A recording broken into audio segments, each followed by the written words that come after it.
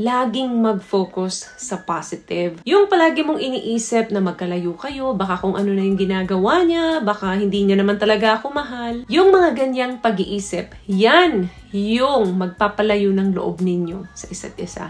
Maitim ba skin? Underarm at singit mo? K-Skin ang bahala sa'yo. Premium ang ingredients, paraben-free and sulfate-free, and FDA-approved, kaya safe for everyone. With K-Skin, ibalik ang alindog mo. Huwag nang magpahuli. Hi guys! Welcome back to our channel. Kumusta po kayong lahat? Sana ay nasa mabuti po kayo. At sa mga hindi mo po nakakakilala sa akin, my name is Cheryl Ting. At kung bago lang po kayo sa channel na to, pwede po bumakayin ng isang favor to please consider to subscribe dito po sa ating channel. And also, huwag nyo na rin po sanang kalimutan i-like and i-follow ang ating Facebook page official and also ang ating TikTok account, Cheryl Ting. Maraming salamat po. And for today's video is, let's talk about long-distance relationship. This past few months, medyo na-overlook ko yung mga topic about long-distance relationship. Kaya dumami na rin po yung mga nare-receive nating question or comments sa ating personal message about tips. Paano nga ba ma-work out ng maayos kapag ikaw ay nasa isang long-distance relationship. Doon sa mga nasa long-distance relationship, this video is for you. Alam nyo, hindi po biro kapag ikaw ay pumasok sa isang long-distance relationship. Dapat pareho kayong willing, dapat pareho kayong matapang, at dapat pareho kayo ng goal once na kayo ay pumasok sa ganitong relasyon. But there are plenty of ways na manatiling connected kayo ng partner nyo and ma-nurture ninyo yung relationship nyo para mas maging fulfilling. Number 1, embrace technology. Sa isang long-distance relationship, physical distance talaga ang malaking kalaban natin dyan. It has significant role sa atin. So marami talagang bagay na hindi ninyo magagawa pagka magkalayo kayo. But you have to find a new ways para stay connected kayo. So, technology can help with this. Regular phone calls, FaceTime, video chat, yan yung magiging bridge ninyo doon sa gap na nawala sa inyo. Sa pamamagitan ng pag-share ng day-to-day life ninyo with your partner, yung distance, nagiging maliit na lang yan. That means, hindi na magiging problema yan. Pangalawa, check in daily. Anong ibig kong sabihin dito? Umpisahan mo yung araw mo ng hi, hello, good morning, how are you doon sa partner mo. At dapat, bago ka matulog, ganun din. Kumusta yung araw mo?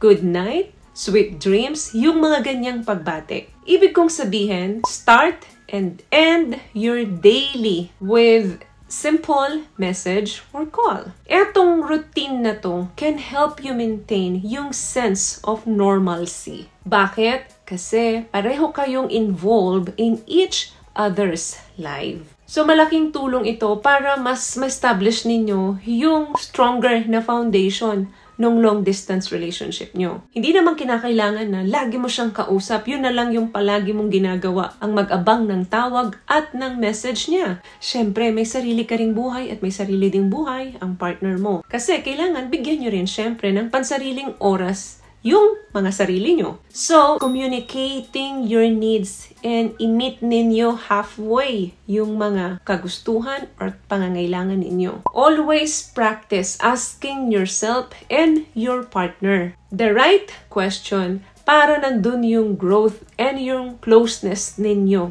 Pangatlo, no details is too small. Anong ibig kong sabihin dito?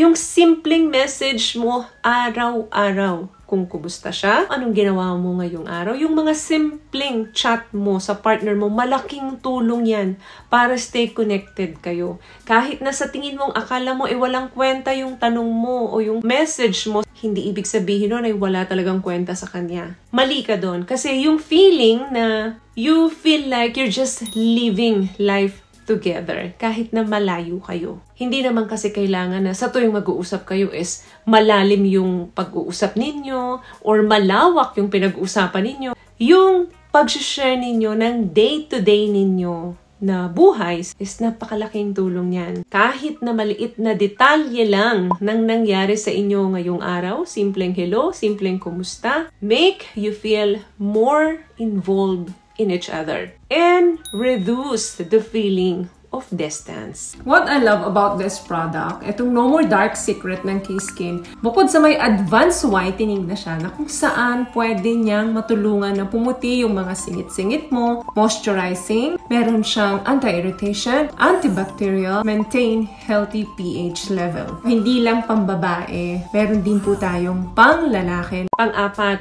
laging mag-focus sa positive side ng relationship. Yung palagi mong iniisip na magkalayo kayo, baka kung ano na yung ginagawa niya, baka hindi niya naman talaga ako mahal. Yung mga ganyang pag-iisip, yan yung magpapalayo ng loob ninyo sa isa't isa. Wala kang benepisyo na makukuha pag ganyan ka mag-isip. Yes, minsan, hindi mo naman talaga yan maaalis sa isip mo. Pero wag kang papayag na mas stuck ka sa ganyang negative thinking. Instead, shift into gratitude. Like, isipin mo kung after netong long distance is, ano ba yung personal growth ninyo? Individual, separate, habang kayo ay magkalayo sa isa't isa. Diba, mas nakikilala ninyo ang isa't isa at mas nagkakaroon kayo ng friendship doon sa relationship nyo. Bakit? Kasi mas madalas kayong magkausap kapag nasa long distance relationship kayo. Yung mga normal relationship na magkasama, physical magkasama yan, pero ang pag-uusap niya ng malalim, bihira lang nilang nagagawa. Yes, physically magkasama sila, but emotionally, nalalayo din yan. So, yung personal growth ninyo, yan ang tingnan mong uniqueness ng relationship ninyo. Huwag doon sa mga negative. Always focus on the positives. Last one, very important, plan for the future. Hindi ka pwedeng pumasok sa isang relationship, lalo na kapag long distance yung relationship ninyo, kung wala kayong end goal. Hindi ka pwedeng sumakay sa isang sasakyan na walang patutunguhan. Kasi kapag ano nang ginawa mo, sinasayang mo lang ang oras ninyo sa isa't isa. So very important na dapat pinagpaplanuhan ninyo kung hanggang kailan lang kayo magiging long distance relationship or every year ba. Dapat gaano kayo kadalas na magkasama or nagkikita. Dapat meron kayong laging plano. Bakit? Kasi meron kayong nilulook forward doon sa relationship ninyo. So that way, nakakatulong ito to keep the relationship na maging goal-oriented and maging hopeful kayo doon sa relasyon nyo. Kung nararamdaman mo na ang hirap naman, ang lungkot naman, isipin mo na after nyan, makakasama mo siya. Isipin mo na after 3 months naman, after 6 months naman, kasama ko na siya. Bakit? Kasi may end goal kayo. Meron kayong mga pinaplano within the year. Mga ganong plano is very important. Para hindi mo iniisip na, ano ba to? Walang katapusan yung long distance namin. Kailan ba kami magkakasama? So, very important to communicate with your partner about your feelings, kung ano yung worry mo, dapat pinag-uusapan ninyo ng maayos yan. Para palagi kayong naka-stay tuned with your feelings. So, may nakuha ka bang tips sa mga napag-usapan natin ngayon? At kung nagustuhan mong ating video, please give it a thumbs up, comment down below, and also share this video na rin po